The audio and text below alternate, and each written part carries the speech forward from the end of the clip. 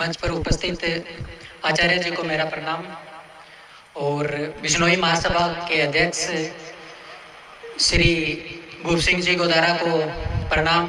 जितने भी सम्मानित पर्सन यहाँ पर उपस्थित है उन सबको ब्रेन जिम एकेडमी की तरफ से मैं प्रणाम करता हूँ। जितने भी श्रद्धालु, जितने भी भगत गण यहाँ पे आए हैं उन सबको मेरा प्रणाम।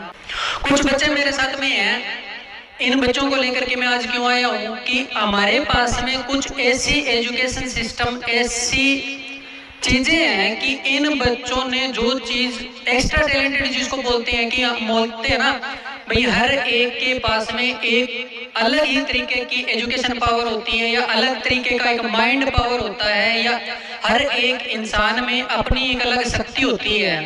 तो हमने इन बच्चों का वो टैलेंट निकाल के हम सामने लेकर के आए हैं कि कैसे हम नॉर्मल एजुकेशन को, आज देखिए कंपटीशन का दौर है, आज 90%, 95%, 99% नंबर लेने के बाद में भी बच्चों को जॉब नहीं मिल रही है। 10-10, 15-15, 20-20 साल बच्चों को पढ़ते हुए हो जाते हैं, 4-4, 5-5 साल कंपटीशन लड़ते हुए हो जाते हैं। उसके बाद में भी अगर उनको कंपटीशन में एग्जाम देने की बारी आती है तो बच्चे 1-2 नंबर, आधा नंबर, 5 नंबर से रह जाते हैं। उसके पीछे रीजन क्या होता है कि कहीं ना कहीं उनका जो इनबिल्ट टैलेंट होता है, जो जन्म से उनके अंदर जो टैलेंट होता है वो निखार के बाहर नहीं लाया जाता और एक पब्लिक के पीछे या जहां पर लोग सक्सेस होते हैं उन सक्सेस के पीछे हम अंधाधुंध उनके पीछे चले जाते हैं।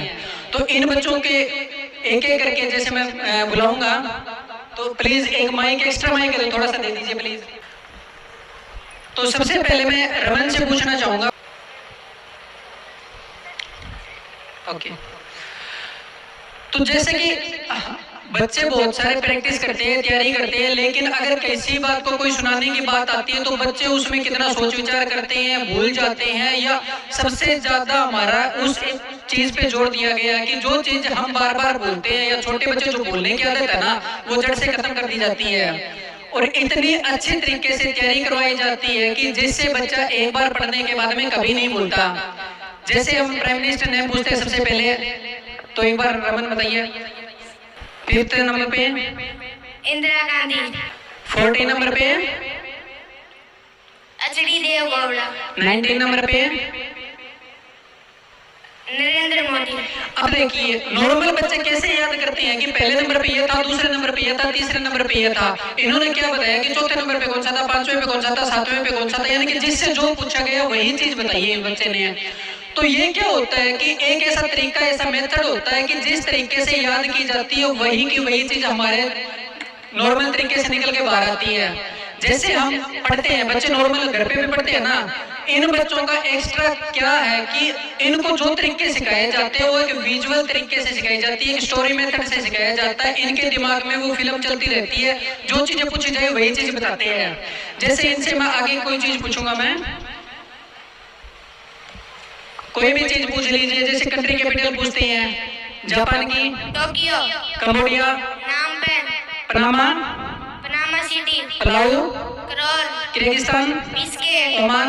स्कट। एक बार फिर से रिपीट करो। अब नॉर्मल बच्चों से हम जो क्वेश्चन पूछते हैं, जैसे मैं टीचर हूँ, मैं स्कूल में भी टीच करता हूँ, अदर भी यहाँ पर टीचर से पढ़े लिखे साथी होंगे, तो वो जब बच्चों से कोई चीज पूछते हैं ना, सबसे पहले उनके दिमाग में क्या आता है, वो ये पूछते हैं, उनसे पहले ऐ निकलती है, रिपीट करना, ये एक बार फिर से बताना, थोड़ा स्लो पूछना।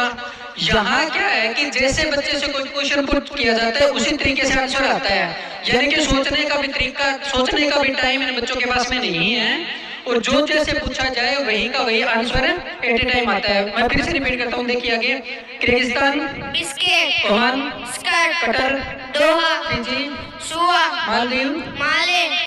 अब नॉर्मल अगर आप में से भी कोई है, ये देखिए मैं तो सीधी सी बात है ये पर्ची बना के लेके आया हूँ क्योंकि मुझे पता नहीं है अभी मेरे को क्या पूछना है। अगर आप में से भी कोई पूछना चाहते हैं तो वो खुला पूछ सकते हैं, कोई भी चीज इनके दिमाग में कोई क्वेश्चन आता है। जैसे मैं इनसे ये पूछता हूँ, किसी चीज का आविष्कार कब किया गया, हवाई जहाज का आविष्कार कब हुआ, पंखे का आविष्कार किसने किया, हिलल, कैमरे का आविष्कार किसने किया, जीन्स, टीवी का आविष्कार किसने किया, जेएल बेड। इसी तरीके से किसी भी चीज का, एयरपोर्ट का पूछ लीजिए, इंदिरा गांधी एयरपोर्ट कहाँ पे है, नई दिल्ली। ओके, बाकी कोई भी जो चीज है ना जीके इस तरीके से करवाई जाती है बेटा छोड़ दो आप। नेक्स्ट आ जाइए। अच्छा अच्छा अच्छा चलो ठीक है, मैं एक बार इनसे शॉर्ट में थोड़ा सा सिर्फ लास्ट है उस बच्चे को एक बार डिले करते हैं हम। इनसे मैं ना कैलकुलेशन पूछता हूँ। कैलकुलेशन इस तरीके से बताते हैं जैसे जोड़ घटा गुणा भाग। इनको कागज पेन पेंसिल की जरूरत नहीं है। शाम को दोबारा टाइम दीजिए। Thank you sir.